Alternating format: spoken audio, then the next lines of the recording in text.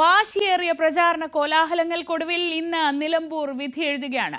7 മണിക്ക് വോട്ടെടുപ്പ് ആരംഭിക്കും. അതായത് ഇനി 1 മണിക്കൂർ തികച്ചില്ല. മോക്ക് പോളിംഗ് ആരംഭിച്ചിരിക്കുകയാണ്. 2,32,000 വോട്ടർമാരുള്ള മണ്ഡലത്തിൽ 10 സ്ഥാനാർത്ഥികളാണ് മത്സരരംഗത്തുള്ളത്. വിവരങ്ങളുമായി ഇന്നത്തെ ദിവസം മുഴുവൻ ഈ വിവരങ്ങൾ നമുക്ക് നൽകുന്നത് നിലമ്പൂരിൽ നിന്ന് വി അരുണും CV അനുമോദും MS അനീഷ് കുമാറുമാണ്. ആദ്യം CV അനുമോദിലേക്ക്. Anumod, very good morning. കഴിഞ്ഞ കുറേ നാളുകളായി നമ്മൾ കാത്തിരിക്കുന്ന ദിവസമാണ്. ഈ ഒരു ദിവസത്തിന് വേണ്ടിയായിരുന്നു കഴിഞ്ഞ 1 മാസമായി അവിടെ കാടടച്ചുള്ള പ്രചാരണമൊക്കെ തുടങ്ങിയത്. രാവിലെ അനുമോദ് ഇപ്പോൾ ഏത് ബൂത്തിലാണുള്ളത്? അവിടെ മോക്ക് പോളിംഗ് ആരംഭിച്ചോ? എല്ലാം ശരിയായി തന്നെ തുടങ്ങിയോ?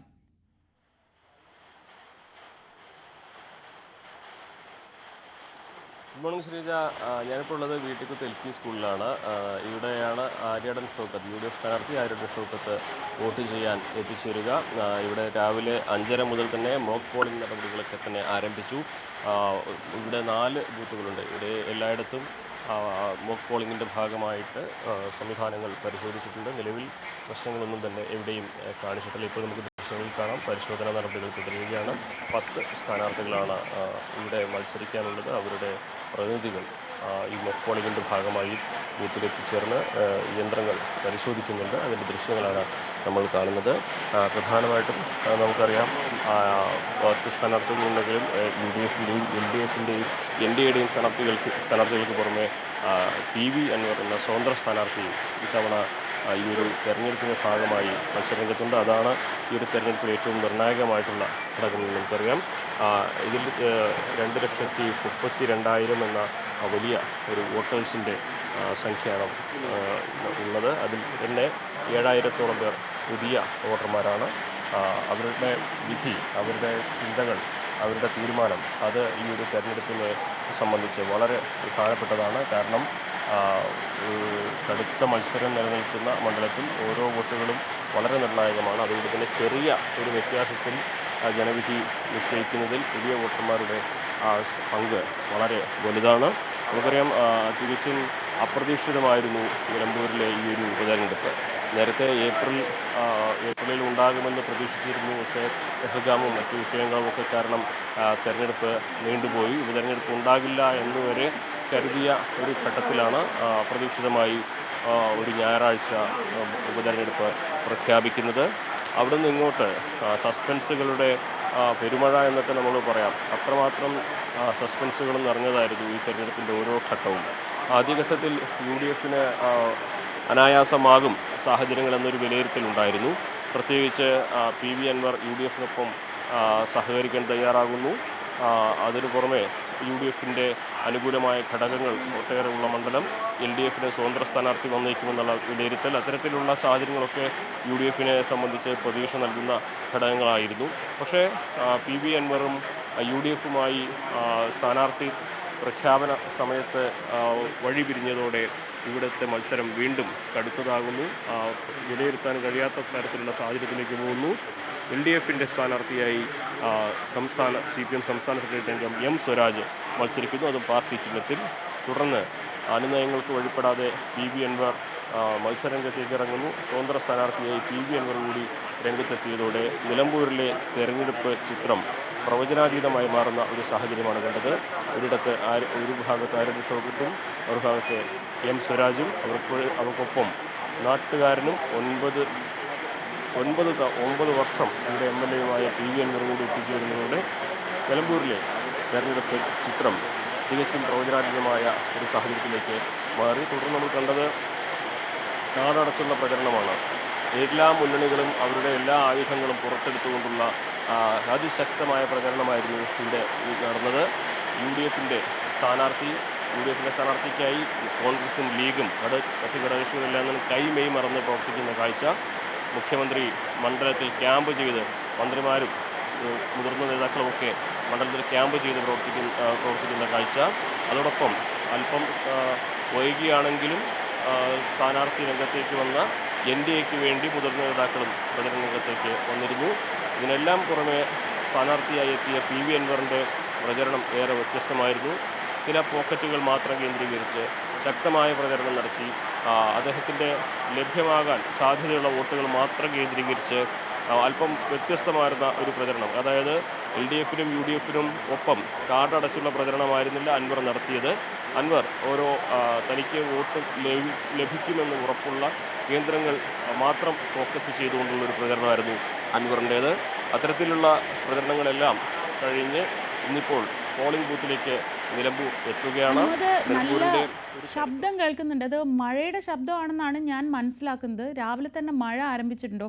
അങ്ങനെയാണെങ്കിൽ ഈ ഉപതെരഞ്ഞെടുപ്പ് എന്ന് പറയുമ്പോൾ എപ്പോഴും നമ്മൾ വലിയ ആവേശത്തോടെ വോട്ടർമാർ എത്തുന്നതാണ് കാണുന്നത്. പക്ഷേ നിലമ്പൂരിനെ സംബന്ധിച്ചൊരു പ്രശ്നമുള്ളത്, ഇനി വളരെ കുറച്ച് സമയം മാത്രമേ ഇപ്പോൾ ഒരു MLA തിരഞ്ഞെടുത്താലുമുള്ളൂ. ആ ഒരു സമയത്ത് ഈ പ്രതിസന്ധിയൊക്കെ കടന്ന്, പ്രത്യേകിച്ച് നിലമ്പൂർ പോലെ ഭൂമിശാസ്ത്രപരമായ അത്യാവശ്യം വെല്ലുവിളികളുള്ള സ്ഥലത്ത് ആളുകൾ പോളിംഗ് ബൂത്തിലേക്ക് എത്തുമോ എന്നത് തന്നെയല്ലേ ഇന്നത്തെ ഏറ്റവും പ്രധാനപ്പെട്ട ഒരു ഉദ്വേഗം?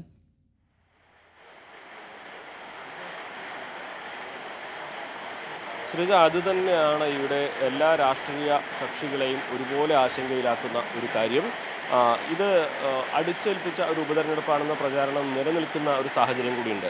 ആ ഘട്ടത്തിൽ കൂടിയാണ് നമ്മൾ രണ്ട് കാര്യങ്ങൾ കാണേണ്ടത്. ഒന്ന്, വോട്ടർമാർക്കിടയിൽ ഈ ഒരു തെരഞ്ഞെടുപ്പിനോടുള്ള ഒരു നിസ്സംഗത. കാരണം പലപ്പോഴും ഈ ഒരു തെരഞ്ഞെടുപ്പിൻ്റെ ഘട്ടത്തിൽ നമ്മൾ പ്രാദേശികമായിട്ട് നിലമ്പൂരിൻ്റെ മലയോരങ്ങളിലൂടെയും ഗ്രാമപ്രദേശങ്ങളിലൂടെയൊക്കെ പോകുമ്പോൾ സാധാരണഗതിയിൽ നമുക്ക് ലഭിക്കാറുള്ളത്ര ഒരു പോസിറ്റീവായ പ്രതികരണങ്ങളൊന്നും വോട്ടർമാരുടെ ഭാഗത്ത് നിന്ന് ലഭിച്ചിരുന്നില്ല. കാരണം ഇതൊരു അനാവശ്യമായ ഉപതെരഞ്ഞെടുപ്പാണെന്ന് വലിയൊരു വിഭാഗങ്ങൾ കരുതുന്നുണ്ട് എന്നുള്ളൊരു വസ്തുത തന്നെയാണ്. ആ ഒരു സാഹചര്യത്തിൽ എത്ര പേർ പോളിംഗ് ബൂത്തിലേക്ക് വരും എന്നുള്ളത് ഒന്നാമത്തെ ചോദ്യം. രണ്ടാമതായിട്ട് നേരത്തെ ശ്രീജ പറഞ്ഞതുപോലെ മഴ. രാവിലെ 6 മണി ആയപ്പോഴേക്കും നമ്മൾ പോളിംഗിൻ്റെ സംവിധാനങ്ങളൊക്കെ പരീക്ഷിച്ചു തുടങ്ങുമ്പോൾ തന്നെ മഴയാണ് നമുക്ക് സ്കൂളിന് പുറത്ത് കാണാൻ കഴിയുന്നത്. ഈ നിലമ്പൂരിൻ്റെ ഒരു അപ്രതീക്ഷിതമായ കാലാവസ്ഥയുണ്ട്. നമ്മളിപ്പോൾ നിൽക്കുന്നത് നിലമ്പൂർ നഗരത്തിലാണ്. പക്ഷേ കുറച്ചുകൂടി ഉള്ളിലേക്ക് പോകുമ്പോൾ മലയോര മേഖലയോട് ചേർന്ന്, അതായത് പോത്തുകല്ല്, അമരമ്പലം, കരുളായി തുടങ്ങി എടക്കര, വഴിക്കടവ് തുടങ്ങിയ ഭാഗത്തൊക്കെ എപ്പോൾ വേണമെങ്കിലും കനത്ത മഴ പെയ്യാവുന്ന ഒരു സാഹചര്യമുണ്ട്. അത് ആ ഭൂപ്രകൃതിയുടെ പ്രത്യേകതയാണ്. അങ്ങനെയുള്ള സാഹചര്യത്തിൽ കനത്ത മഴ കൂടി വരികയാണെങ്കിൽ എത്ര പേർ പോളിംഗ് ബൂത്തിലെത്തും എന്നൊരു ചോദ്യം ഉയരുന്നുണ്ട്. അതിന് പുറമെ ഉപതെരഞ്ഞെടുപ്പിലേക്ക് സ്വാഭാവികമായിട്ടും നമുക്കറിയാം, ഇതൊരു സാധാരണ ദിവസമാണ്, അവധി ദിവസമല്ല മറ്റ് കേരളത്തിലെവിടെയും ഇന്ത്യയിലും. അപ്പോൾ മറ്റിടങ്ങളിൽ ജോലി ചെയ്യുന്നവർ ഒരു വോട്ട് ചെയ്യാൻ വേണ്ടി ഈ ദിവസം അവധിയെടുത്ത് ഇവിടേക്ക് എത്തുമോ എന്നുള്ള ചോദ്യമൊക്കെ ഉയരുന്നുണ്ട്. എന്തുതന്നെയാണെങ്കിലും പോളിംഗ് ശതമാനത്തിൻ്റെ ഒരു കണക്ക് അതുതന്നെയാണ് ഈ ഒരു തെരഞ്ഞെടുപ്പിൽ ഏറ്റവും പ്രധാനപ്പെട്ട ഒരു കാര്യം. പോളിംഗ് ശതമാനത്തിൽ ഒരിക്കലും ഈ കഴിഞ്ഞ ഒരു 10 വർഷം 15 വർഷത്തെ കണക്കെടുത്ത് നോക്കുമ്പോൾ 80% മുകളിൽ നിലമ്പൂരിൽ ഒരിക്കലും പോളിംഗ് കൂടിയിട്ടില്ല. ഒരു ശരാശരി 70-നും 80-നും ഇടയിൽ പോളിംഗ് നടക്കുന്ന ഒരു സാഹചര്യം. അതായത് ഇപ്പോൾ 2,32,000 വോട്ടർമാരാണ് പട്ടികയുള്ളെങ്കിൽ 1,80,000 പേര് വരെയൊക്കെ സാധാരണഗതിയിൽ ഇവിടുത്തെ കണക്കനുസരിച്ച് വോട്ട് ചെയ്യാൻ എത്തുകയുള്ളൂ. അവരിൽ എത്ര പേരുടെ വോട്ടുകൾ എന്നുള്ളത് തന്നെയാണ് കണക്ക്. LDFനും UDFനും തമ്മിൽ ഏകദേശം 15,000-ഓളം വോട്ടുകളുടെ വ്യത്യാസം നിലവിൽ തന്നെ മണ്ഡലത്തിലുണ്ട്.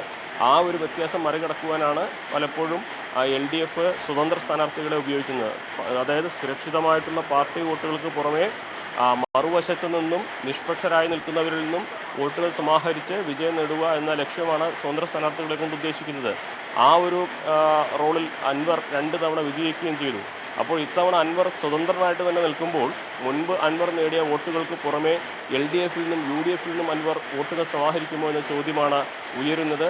അങ്ങനെയാണെങ്കിൽ അൻവർ ഏത് പാളയത്തിൽ നിന്നാകും കൂടുതൽ വോട്ടുകൾ സമാഹരിക്കുക? LDFിൽ നിന്നാണോ UDFിൽ നിന്നാണോ? 2 മുന്നണികളും പ്രതീക്ഷ വയ്ക്കുന്നത്, പറയുന്നത് അൻവർ നേടുന്നത് LDFിൻ്റെ വോട്ട് ബാങ്കിൽ നിന്നായിരിക്കുന്ന UDFും തിരിച്ചും LDFും പറയുന്നുണ്ട്. അപ്പോൾ എന്തു തന്നെയാണെങ്കിലും ഈ ഒരു തെരഞ്ഞെടുപ്പിൽ ഏറ്റവും നിർണായകമായിക്കൊണ്ടിരിക്കുക പോളിംഗ് ശതമാനത്തിലെ വ്യത്യാസങ്ങളും അതുപോലെ തന്നെ PV അൻവർ എന്ന സ്വതന്ത്ര സ്ഥാനാർത്ഥിയുടെ സാന്നിധ്യവുമാണ്. കാലാവസ്ഥ ഈ ഘട്ടത്തിൽ വലിയ ഒരു ഘടകമാണ്. നമ്മളൊരിക്കലും നിലമ്പൂരിൽ ഒരു മഴക്കാലത്ത് ഒരു പോളിംഗ് നടത്തിയതായിട്ടുള്ള ഓർമ്മ ഈ നാട്ടുകാർക്ക് പോലുമില്ല. അതുകൊണ്ട് തന്നെ സ്ഥാനാർത്ഥികളൊക്കെ ഈ ഒരു ആശങ്ക പങ്കുവയ്ക്കുന്നത് എത്രത്തോളം പേർ പോളിംഗ് ബൂത്തിലേക്ക് എത്തും. കേവലം ഒരു വർഷം പോലും ആയുസ്സില്ലാത്ത ഒരു നിയമസഭയിലേക്ക് എന്തിന് ഇത്ര ബുദ്ധിമുട്ടി പോൾ ചെയ്യാൻ വരണം എന്നൊരു ചോദ്യം ഇത് വോട്ടർമാർ ഉന്നയിച്ചാൽ അവർ അത് സ്വാഭാവികമായിട്ടും പ്രതീക്ഷിക്കുന്നുണ്ട്. അതുകൊണ്ട് തന്നെ പരമാവധി വോട്ടർമാരെ ബൂത്തുകളിലേക്ക് എത്തിക്കാനുള്ള മിഷനറികളും എല്ലാ മുന്നണികളും സജ്ജമാക്കിയിട്ടുണ്ട്. LDFിൻ്റെയും UDFിൻ്റെയും NDAയുടെയും ഒക്കെ പ്രവർത്തകർ അവരുടെ കേന്ദ്രങ്ങളിലൊക്കെ ഇതിൻ്റെ നടപടികൾ പൂർത്തീകരിച്ച് പ്രത്യേകിച്ച് LDFിൻ്റെയൊക്കെ താഴെത്തട്ടിൽ മാർച്ച് മുതൽ തന്നെ ഈ ഒരു തെരഞ്ഞെടുപ്പ് മുന്നിൽ മാർച്ച് മുതൽ തന്നെ അവർ അടിത്തട്ടിലെ പ്രവർത്തനങ്ങൾ തുടങ്ങിയിട്ടുണ്ട്. ഓരോയിടത്തും കൃത്യമായ വീടുകളിലെത്തി ക്യാമ്പയിൻ നടത്തി അവരെ പോളിംഗ് ബൂത്തിൽ എത്തിക്കാനുള്ള ശ്രമം ഇരു മുന്നണികളും നടത്തി. ഇവിടെയാണ് നമ്മൾ അൻവറിൻ്റെ മറ്റു കാര്യങ്ങൾ എടുത്തു പറയേണ്ടതുള്ളത്. അൻവറിൻ്റെ പ്രചരണം വ്യത്യസ്തമായിരുന്നു.